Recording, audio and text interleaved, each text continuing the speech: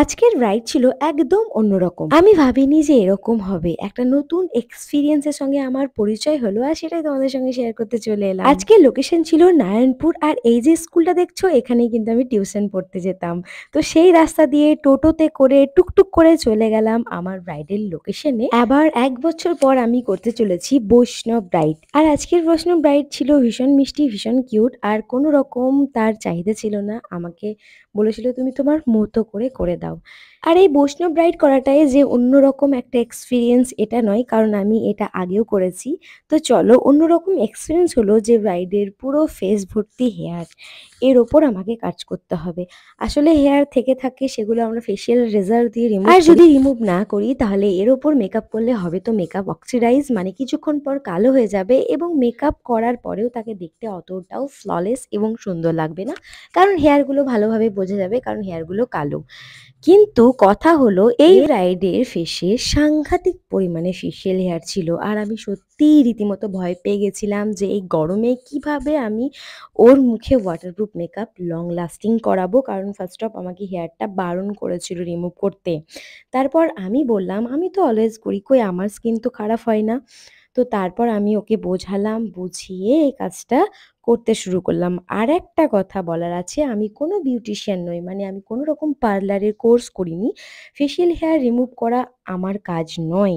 তাই তোমরা যদি পার্লারে গিয়ে ভালো মতো ফেসিয়াল হেয়ার রিমুভ করে এসো তাহলে কিন্তু সেটাই বেটার, বা নিজে নিজে করো, কারণ আমি করতে গেলে কেটে যেতে পারে। হ্যাঁ, আজকে আমার ব্রাইডের গালে লাল লাল দেখছো, এটা কিন্তু কেটে যায়নি, এটা কোনো রকম ভাবে সিঁদুর লেগে গেছিল। ব্রাইড আমাকে বললো সে পার্লারে গেছিল এবং আইব্রো করেছে, আপার লিপ করেছে, কিন্তু ফেসে যে এতগুলো হেয়ার ছিল সেগুলো করেনি। আর এই হেয়ার যদি তোমরা থ্রেডিং করো, মানে আইব্রো যে প্রসেসে করে সেই প্রসেসে করো, তাহলে কিন্তু ফেসে হতে পারে র্যাশ। তো অবশ্যই ফেসিয়াল রেজাল্ট বা ফেসিয়াল ভ্যাক্স করে নেওয়া উচিত, তারপরে মেকআপ বসা উচিত, তাহলেই মেকআপ হবে লং লাস্টিং। মেকআপ আর্টিস্টরা ম্যাজিশিয়ান হয় না যে সমন্ত্র দিয়ে মেকআপের সমস্ত প্রবলেমকে গাইড করে দিতে পারে। হ্যাঁ, অবশ্যই দাগ, যে ডার্ক স্পট এইগুলো থাকে সেগুলোকে আমরা হাইড করতে পারি, কিন্তু তোমার স্কিন যেমন মেকআপ তেমনই হবে।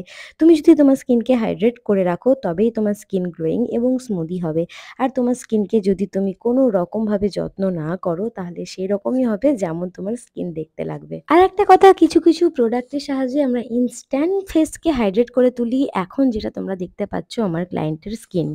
তো সেই প্রসেস আমার ক্লাসে শেখানো হয়। তো অবশ্যই আমার basic to advance bridal master ক্লাসে 18 দিনের কোর্সটায় যারা চাইছো জয়েন করতে তারা করতে পারো। এই ক্লাসে তোমাদের থাকে কিভাবে শুরু থেকে শেষ পর্যন্ত একটা ব্রাইডকে প্রপারভাবে তোমরা রেডি করবে, এবং থাকে আরও বিভিন্ন ধরনের লুক এবং টেকনিক। আজকের রাইড কিন্তু ভীষণ ভালো ছিল। সে যদি জানতো আগে থেকে যে পুরো ফেসে হেয়ার রিমুভ করার পরই মেকআপ করলে মেকআপটা সুন্দর লাগে এবং ভালো লাগে, তাহলে সে অবশ্যই করতো। সে আমাকে মেকআপ করতে করতে বলছিল আর সে বলছিল আমি মনে করি শুধু আপার লিপের হেয়ারটাই রিমুভ করতে হয়, তাই সেই আপার লিপের হেয়ারটাই শুধু রিমুভ করেছিল পার্লারে গিয়ে।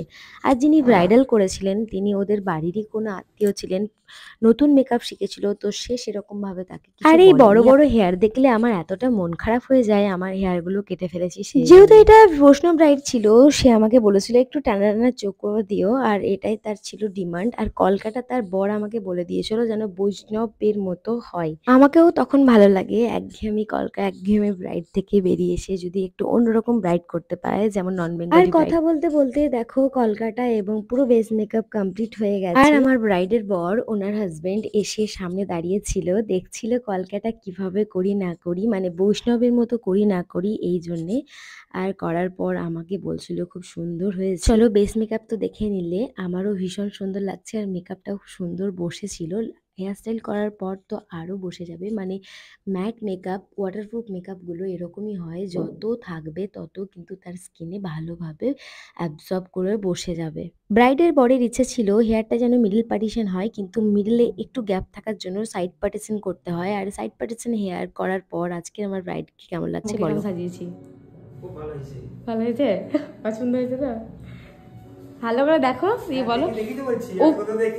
উগ্র মেকআপ হয়নি তো? না না, ঠিকঠাক আছে। ঠিকঠাক আছে। আর ইয়েটা বৈষ্ণব কলকাতা হ্যাঁ, ওটা ভালো হয়েছে। ঠিক আছে না? একটু বড় করবো বলো? তো বলো আজকে সুস্মিতা বৈষ্ণব ব্রাইট কেমন হয়েছে? আজকে তোমার লুকটা পছন্দ হয়েছে তো? হ্যাঁ হ্যাঁ অবশ্যই খুব সুন্দর। পছন্দ হয়েছে? হ্যাঁ খুব খুব সুন্দর। আই মেকআপ, কলকা সমস্ত সব কিছু সব একদম ঠিক আছে। ঠিক আছে? হেয়ার স্টাইল সমস্ত কিছু ঠিক আছে? হ্যাঁ হ্যাঁ থ্যাংক ইউ সো মাচ। আজকে আমি এসেছি নারায়ণপুর সাজাতে, তো তোমরাও জানাবে আজকের আমার বৈষ্ণব রায়কে কেমন লাগছে।